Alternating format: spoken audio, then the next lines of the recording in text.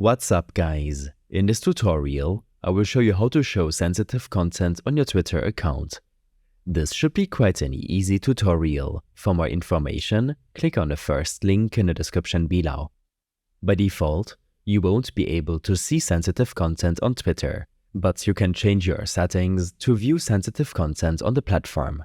To do so, navigate to Twitter using your web browser or the app and make sure you're signed in to the correct account. Once signed in, go to your homepage and click on More in the left side menu bar.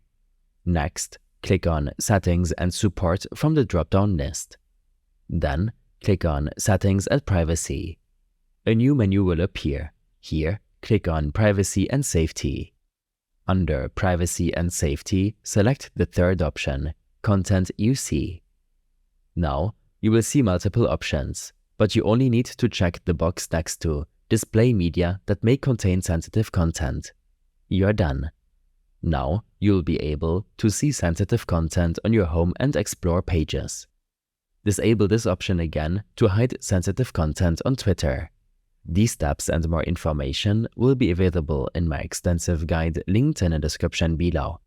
I hope this helped you out. Leave a comment if you have any questions and see you in the next one.